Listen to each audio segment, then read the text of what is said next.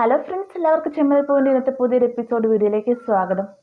എപ്പിസോഡിന്റെ തുടക്കത്തിൽ തന്നെ കാണിക്കാൻ നമ്മുടെ സച്ചി രേവതിയും കൂട്ടിക്കൊണ്ട് തന്റെ പൂക്കളുമായി പോയ വണ്ടി പലയിടങ്ങളിലായിട്ട് അന്വേഷിക്കുകയാണ് കേട്ടോ.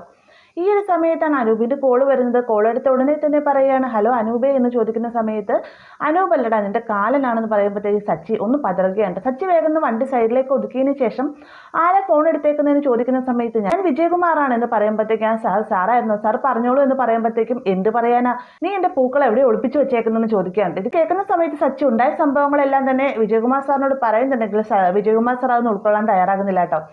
അദ്ദേഹം പറയുന്നത് സച്ചി എതിർ പാർട്ടിയുടെ ആളാണെന്നാണ്. എന്നാൽ സച്ചി തന്റെ വാദങ്ങളെല്ലാം തന്നെ ന്യായീകരിച്ച് സംസാരിക്കുന്നുണ്ടെങ്കിലും അദ്ദേഹം പറയുകയാണ് നീ ഒന്നും പറയണ്ട, എനിക്ക് എല്ലാം മനസ്സിലായി. ഞാൻ ഇത്തവണ മന്ത്രിയാവും എന്നുള്ള പേടി കൊണ്ട് നിന്നെ എതിർപ്പാർട്ടി ടീം ഇറക്കിയതായിരിക്കില്ലേ, അവരോട് പറഞ്ഞേക്ക് ഈ കളിയൊന്നും നടക്കില്ല എന്നൊക്കെ വിജയകുമാർ സാർ പറയുന്ന സമയത്ത് സാർ ഞാൻ ഒരു കക്ഷിയിലുള്ള ആളല്ല, എൻ്റെ ഭാര്യയും അവളുടെ അനിയത്തിയും ചേച്ചിമാരും കൂടി കഷ്ടപ്പെട്ടാണ് നിങ്ങൾ രാത്രി പൂക്കൾ ഉണ്ടാക്കി തീർത്തത്.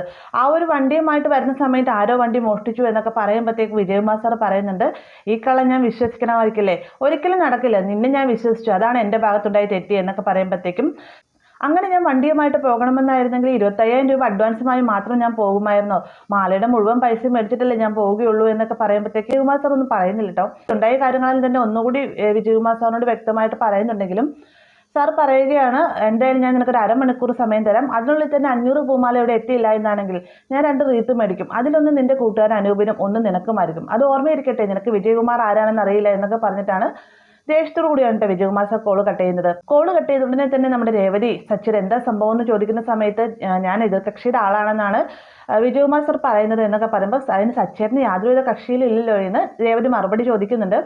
അത് നമുക്കറിയാം, പക്ഷെ വിജയകുമാർ സാർ പറയുന്നത് ഞാൻ എതിർകക്ഷിയുടെ ആളാണ്, അദ്ദേഹത്തെ മനഃപൂർവ്വം ഈ ഒരു തെരഞ്ഞെടുപ്പിൽ തോൽപ്പിക്കുന്നതിന് വേണ്ടിയിട്ട് ഞാൻ എതിർകക്ഷിയുമായി ചേർന്ന് മാല മാറ്റി വെച്ചിരിക്കുകയാണെന്നൊക്കെയാണ് അദ്ദേഹം പറയുന്നത് എന്നൊക്കെ പറയുമ്പോഴത്തേക്കും സച്ചേട്ടൻ നമ്മൾ ഇനിയിപ്പോൾ എന്ത് ചെയ്യുമെന്നൊക്കെ ചോദിക്കുമ്പോൾ എനിക്കറിയില്ല രേവതി, ഞാൻ ഇനി എവിടെ പോയി മാല തപ്പാനാ, എന്നാലും സാരില്ല, അപ്പം നമുക്കൊന്ന് അന്വേഷിച്ച് നോക്കാമെന്ന് പറഞ്ഞുകൊണ്ട് നമ്മുടെ രേവതി സച്ചിയെ കൂട്ടിക്കൊണ്ട് ഒന്ന് എല്ലാ ഇടങ്ങളിലും അന്വേഷിക്കാനായിട്ട്. എന്നാൽ പലയിടങ്ങളിൽ അന്വേഷിച്ചിട്ടും മാലയുമായിട്ട് പോയ വണ്ടി കാണാത്തതുകൊണ്ട് തന്നെ സച്ചി നിരാശയോടുകൂടി തന്നെ ഒരു സൈഡിൽ വണ്ടി നിർത്തുകയാണ്. ഈ ഒരു കാഴ്ച കാണുമ്പോൾ രേവതി ചോദിക്കുന്നുണ്ട് എന്താ സച്ചിയുടെ വണ്ടി നിർത്തിയെന്ന് ചോദിക്കുമ്പോഴത്തേക്കും എവിടെയാണെന്ന് വെച്ചാൽ രേവതി നമ്മൾ തിരയുന്നത് വിജയകുമാർ സാർ പറഞ്ഞനുസരിച്ച് ഇത് എതിർകക്ഷിയുടെ ആൾ ആവാനാണ് സാധ്യത, അവരെങ്ങോട്ട് വണ്ടി കൊണ്ടുപോയി എന്ന് വിചാരിച്ചാണ് നമ്മൾ തപ്പുക, കേരളത്തിന്റെ പലയിടങ്ങളിലേക്കായിട്ട് മാറ്റിയിട്ടുണ്ടെങ്കിൽ നമ്മൾ എങ്ങനെ കണ്ടുപിടിക്കുക എന്നൊക്കെ ഇങ്ങനെ സച്ചിയെ ചോദിക്കുന്ന സമയത്ത് രേവതി പറയുന്നുണ്ട് എന്തായാലും അതിനുള്ള സമയമൊന്നും ആയിട്ടില്ല, സച്ചിന് ഒരു കാര്യം ചെയ്യും, സച്ചിന് ഇഷ്ടംപോലെ ഫ്രണ്ട്സ് ഒക്കെ ഉണ്ടല്ലോ അവർക്കായിട്ട് അയച്ചെടുക്കുക, സച്ചിൻ്റെ കയ്യിൽ വണ്ടിയുടെ എന്തെങ്കിലും ഫോട്ടോ ഉണ്ടോ ചോദിക്കുന്ന സമയത്താണ് താൻ പൂമാലയും കയ്യിലെടുത്തുകൊണ്ട് വണ്ടിയുടെ മുന്നിൽ വെച്ചെടുത്ത ഫോട്ടോയുടെ കാര്യം ഓർമ്മ വരുന്നത് കേട്ടോ. പെട്ടെന്ന് തന്നെ ആ ഒരു ഫോട്ടോ എടുത്തതിന് ശേഷം വണ്ടി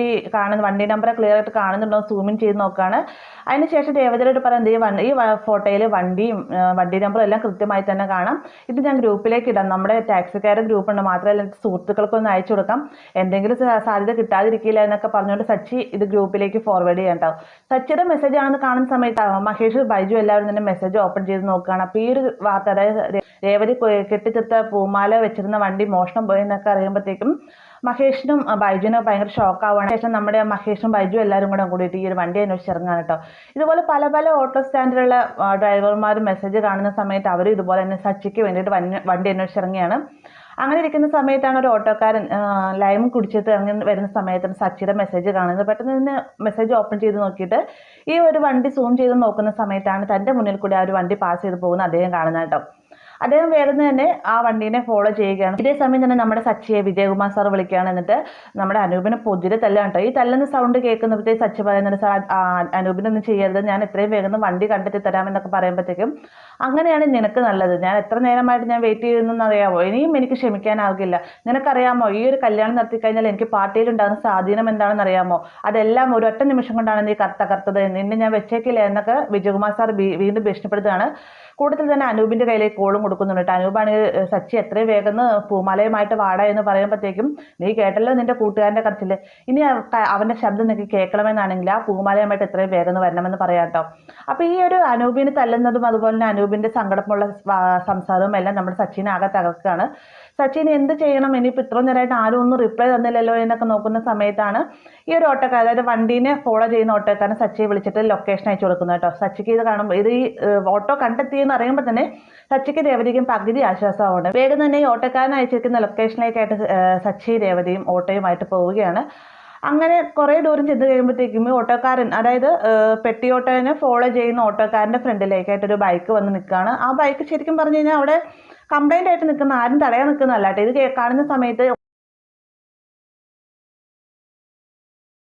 ഫോളോ ചെയ്ത് പോയി ഓട്ടോക്കാരൻ പറയുന്നത് വണ്ടി എടുത്ത് മാറ്റടാ എന്ന് പറയുമ്പോഴത്തേക്കും എങ്ങനെ മാറ്റാൻ, വണ്ടി കേടായിട്ടിരിക്കുകയാണ്, ഞാൻ ഒന്ന് മാറ്റി തരുന്നത്, വെയിറ്റ് ചെയ്യുന്നു പറഞ്ഞുകൊണ്ട് അദ്ദേഹം വണ്ടി ഉന്തി മാറ്റുകയാണ് കേട്ടോ.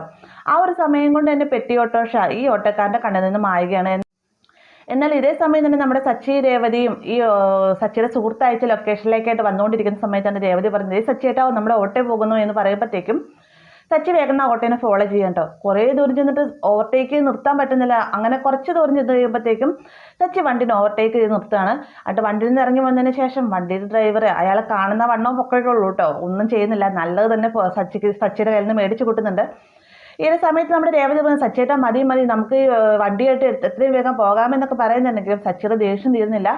കാരണം മറ്റൊന്നുമില്ല, നമ്മുടെ സച്ചിയുടെ പൈസ പോയതല്ല സച്ചിക്ക് സങ്കടം, നമ്മുടെ രേവതിയും ചേച്ചിമാരും കൂടെ രാത്രി ഉറക്കഴിച്ച് ചെയ്തിരുന്ന പൂമാലയാണ്, അവരുടെ വിയർപ്പിൻ്റെ ഫലമാണ്. അത് നഷ്ടപ്പെട്ടു എന്ന് പറഞ്ഞുകൊണ്ട് ആ ഒരു ദേഷ്യം എല്ലാം തന്നെ ഈ ഒരു വണ്ടിക്കാരനൊക്കെ ആ ഒരു ദേഷ്യം എല്ലാം തന്നെ ഈ ഒരു ആന്റണി പറഞ്ഞയച്ച ആൾക്കെട്ട് തീർക്കുന്നുണ്ട് സച്ചി. പെട്ടെന്ന് തന്നെ ആന്റണി പറഞ്ഞയച്ച 2 ഗുണ്ടകളും കൂടി അങ്ങോട്ടേക്ക് വരികയാണ്. അവർ സച്ചിയെ പിടിച്ചു നിർത്താൻ ശ്രമിക്കുന്നുണ്ട്. എന്നാൽ ഇവർക്കും സച്ചിയുടെ കയ്യിൽ നിന്ന് കണക്കിന് കിട്ടുകയാണ്. സമയത്താണ് ബാക്കി ടാക്സിക്കാരും മഹേഷും അതുപോലെ തന്നെ ബൈജു എല്ലാവരും കൂടെ അങ്ങോട്ടേക്ക് ഓടി വരുന്നത്. എല്ലാവരോടും കാണുന്ന സമയത്ത് ഇവർ പേടിക്കണ്ട, ഇവർ ഓടിപ്പോകാൻ ശ്രമിക്കുന്ന സമയത്ത് സച്ചി പുറകെ ഓടുന്നുണ്ട്. പെട്ടെന്ന് തന്നെ മഹേഷ് പറയാണ്, സച്ചി നീ എന്തായാലും ഇവിടെ നിന്നോ, ഞങ്ങൾ അവന്മാരെ ഫോളോ ചെയ്ത് അവന്മാർക്ക് കണക്കിന് കൊടുത്തിട്ട് വരാമെന്ന് പറഞ്ഞുകൊണ്ട് മഹേഷും ബൈജു ഓട്ടോക്കാരും ഗുണ്ടകളെ ഫോളോ ചെയ്ത് ഓടിച്ചില്ല കേട്ടോ. ഈ ഒരു സമയത്ത് സച്ചിയോടെ രേവതി പറയുന്നത്, സച്ചിയുടെ നമുക്ക് എത്രയും വേഗം ഈ ഒരു പൂമാല കല്യാണ മണ്ഡപത്തിലേക്ക് എത്തിച്ചു കൊടുക്കണം, സച്ചിനെ ഒരു കാര്യം ചെയ്യും, അനൂപേനെ വിളിച്ചിട്ട് മാല കിട്ടിയെന്ന് പറ എന്നൊക്കെ പറയുമ്പോഴത്തേക്ക് സച്ചി വേഗം അനൂപിനെ വിളിക്കുകയാണ്. ഈ സമയത്ത് കല്യാണ മണ്ഡപത്തിലാവട്ടെ സമയം ലേറ്റ് ആവും തോറും അവിടെ വന്നിരിക്കുന്ന പ്രതിനിധികളും അതുപോലെ തന്നെ വിജയകുമാർ സാറൊക്കെ ആകെ ടെൻഷൻ അടിക്കുകയാണ് കേട്ടോ. പലരും തന്നെ വന്നിട്ട് ചോദിക്കുന്നുണ്ട്, കല്യാണം നടക്കില്ല, എന്തെങ്കിലും പ്രശ്നമുണ്ടോ എന്നൊക്കെ ചോദിക്കുന്ന സമയത്ത് ഒരു പ്രശ്നവും ഇല്ല, കൃത്യസമയത്ത് തന്നെ കല്യാണം നടക്കുന്നതായിരിക്കും എന്നൊക്കെ അവിടെ വന്നിരിക്കുന്ന നേതാക്കന്മാർ പറയുകയാണ് കേട്ടോ. ഈ ഒരു സമയത്താണ് നമ്മുടെ സച്ചിയുടെ കോള് അനൂപിന്റെ ഫോണിലേക്ക് വരുന്നത്. കോൾ എടുത്ത ഉടനെ തന്നെ അനൂപ് ചോദിക്കുന്നത്, സച്ചി നീ എവിടെയാടാ, നീ ആ പൂമാലയും കൊണ്ട് വന്നില്ല എന്നാണ് വിജയകുമാർ സാർ എന്നെ വെച്ചേക്കില്ല എന്നൊക്കെ പറയുന്ന സമയത്ത്, എടാ വണ്ടി കിട്ടി, ഞാൻ എത്രയും വേഗം വരുന്നതായിരിക്കും എന്ന് പറയാനായിട്ട്. ഇത് കേൾക്കുമ്പോഴത്തേക്ക് അനൂപിന് പകുതി ആശ്വാസമാവുകയാണ്. അനൂപ് വേഗം തന്നെ വിജയകുമാർ സാറിനോട് പറയുന്നുണ്ട്, സാർ പൂമാലയുമായിട്ട് പോയ വണ്ടി കിട്ടി, അവനിപ്പോൾ തന്നെ വണ്ടിയായിട്ട് ഇങ്ങോട്ടേക്ക് വരുമെന്നാണ് പറഞ്ഞതെന്ന് പറയാണ് കേട്ടോ. ഈ ഒരു സമയത്ത് രേവതി സച്ചിനോടായിട്ട് പറയുന്നത്, സച്ചിയായിട്ട് നമുക്ക് എത്രയും വേഗം തന്നെ പൂമാല അവിടെ കൊണ്ട് എത്തിച്ചു കൊടുക്കണം, അല്ലെന്നാണെങ്കിൽ നമ്മളെക്കാൾ കൂടുതൽ ആപത്ത് അനൂപ് ചേട്ടനാണ്, എത്രയും വേഗം ചെല്ലണം എന്നൊക്കെ പറഞ്ഞുകൊണ്ട് സച്ചിനെ വിളിച്ചുകൊണ്ട് വണ്ടിയിലേക്ക് കയറാനൊങ്ങുന്ന സമയത്ത് മഹേഷ് വന്നിട്ട് പറയാണ്, എടാ അവന്മാർ രക്ഷപ്പെട്ടു, എന്താണെന്ന് മറ്റും അറിയില്ല, ഇതുവരെ കാണാത്ത ടീംസാണ്, നിങ്ങൾ എന്തായാലും എത്രയും വേഗം പൂമാലയെ കൊണ്ട് കൊടുക്കാനായിട്ട് മഹേഷ് പറയുകയാണ്. എന്നാൽ ഓഡിറ്റോറിയത്തിലാവട്ടെ വിജയകുമാർ സാർ ഇത്രയും നേരമായിട്ട്, അതായത് കോള് വിളിച്ചിട്ട് ഇത്രയും നേരമായിട്ട് അവർ വരാത്തതിൻ്റെ ടെൻഷനിലാണ്. അതിനെല്ലാം തന്നെ ദേഷ്യം തീർക്കുന്ന അനൂപിനോടാണ്. അനൂപ് പറയുന്നത്, എന്തായാലും സാർ തീർച്ചയായിട്ടും പൂമാലയുമായിട്ട് സച്ചി വരും, അവൻ വരുമെന്ന് വാക്ക് പറഞ്ഞിട്ടുണ്ടെന്നാലും എത്തിയിരിക്കുമെന്നൊക്കെയാണ് അനൂപ് പറയുകയാണ്. എന്നിട്ട് ഇത്രയും നേരമായിട്ട് അവൻ വരാത്ത എന്താണെന്നൊക്കെ വിജയകുമാർ സാർ ചോദിച്ചുകൊണ്ടിരിക്കുന്ന സമയത്താണ് സച്ചി അങ്ങോട്ടേക്ക് വണ്ടിയുമായിട്ട് വരുന്നത് കേട്ടോ. വണ്ടി നിർത്തിയതിനു ശേഷം സച്ചിയും രേവതിയിൽ നിന്നും വണ്ടിയിൽ നിന്ന് ഇറങ്ങുകയാണ്. ഈ ഒരു കാഴ്ച കൊണ്ടുകൊണ്ട് ആകെ ദേഷ്യത്തിൽ നിൽക്കുകയാണ് കേട്ടോ വിജയകുമാർ സാർ. ആ ഒരു ഭാഗത്തോടെയാണ് ഇന്നത്തെ എപ്പിസോഡ് അവസാനിക്കുന്നത്. വീഡിയോ ഇഷ്ടമായെങ്കിൽ ലൈക്ക് ചെയ്യാനും കൂടെ ചാനൽ സബ്സ്ക്രൈബ് ചെയ്യാനും മറക്കരുതേ.